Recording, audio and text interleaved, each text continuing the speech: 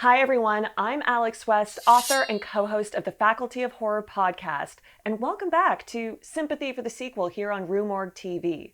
In this series, we look at the biggest franchises in horror and do a deep dive into the lowest rated entry on Rotten Tomatoes, and by examining its production history and reception, we aim to uncover how it got that distinction, and we aim to highlight at least a few redeeming qualities about it. Today, we are talking about the man of our nightmares and talking about one of the most iconic horror franchises of all time, A Nightmare on Elm Street.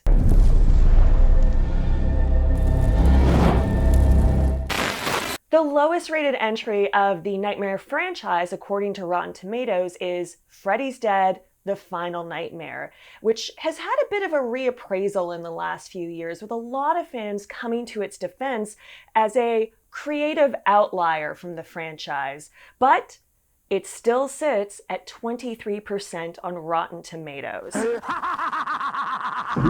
As a boy, he was always different.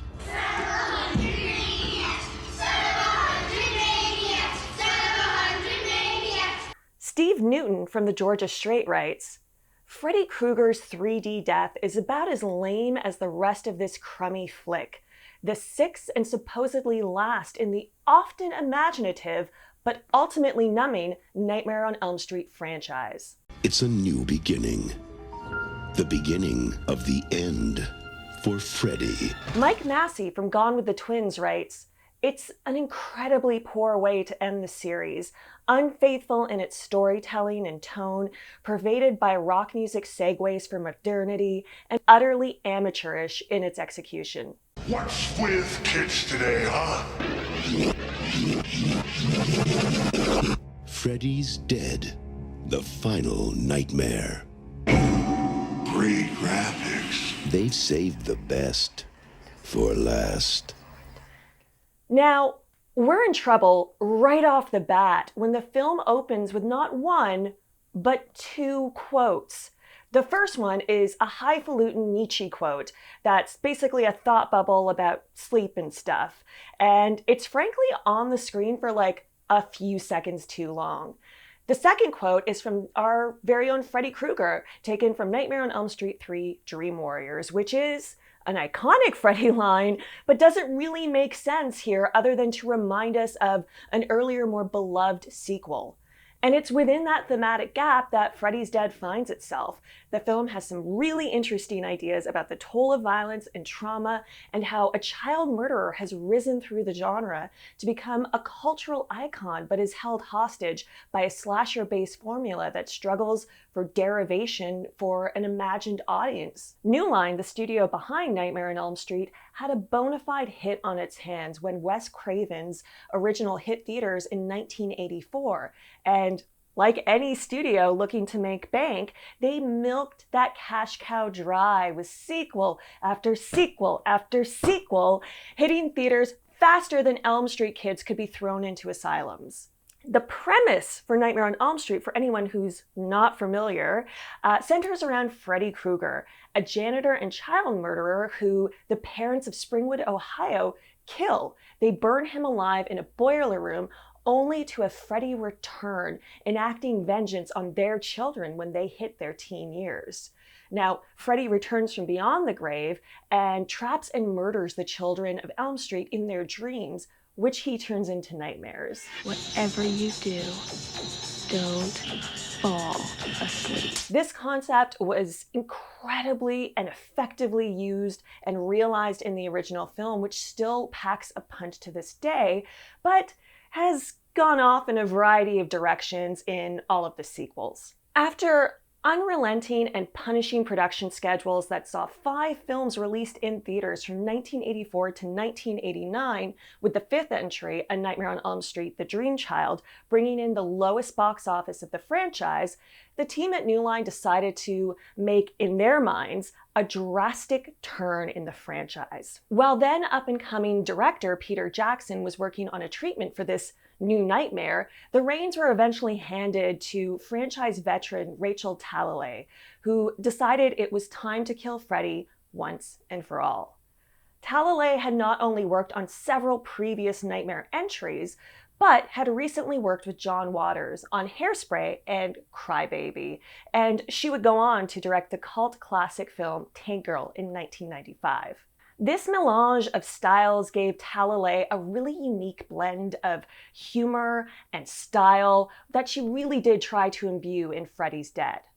The plot follows the same structure as other Nightmare entries, with a group of ragtag teens and their non-parental adult caretakers thrust into Freddy's world as the undead killer once again tries to extend his reach beyond Ohio, as anyone would.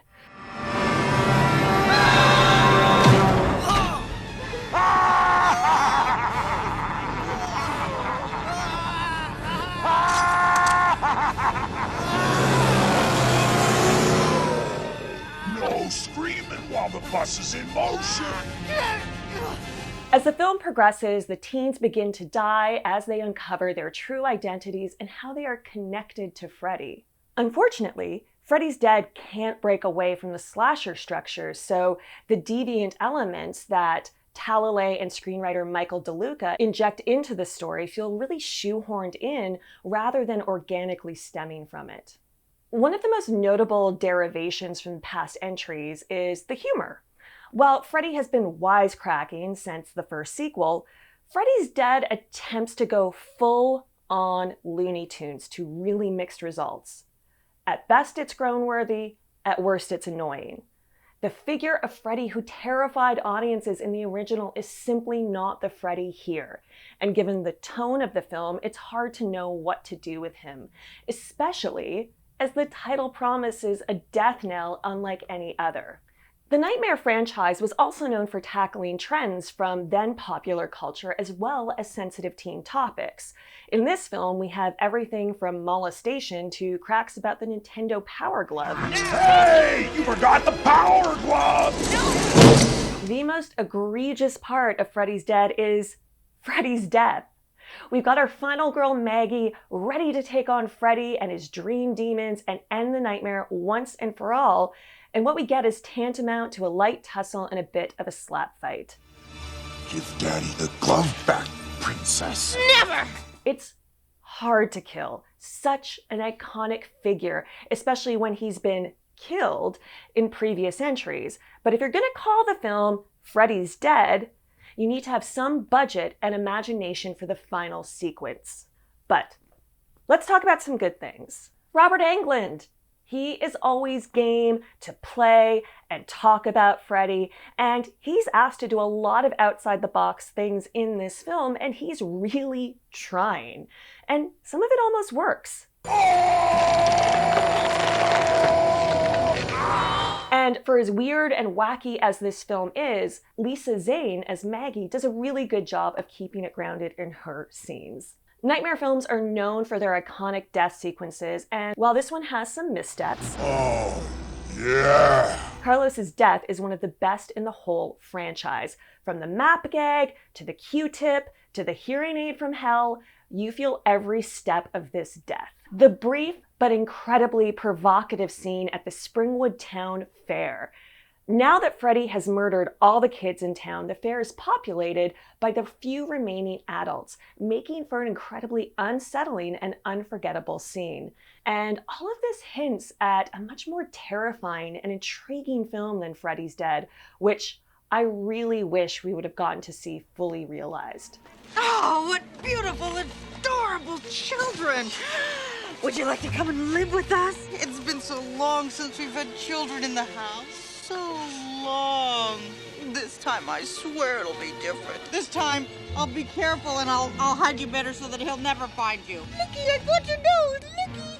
So that's our episode on Freddy's Dead, The Final Nightmare.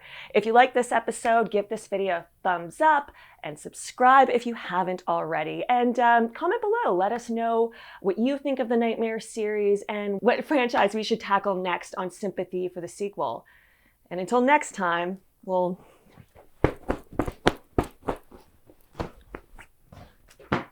see you in the sequel.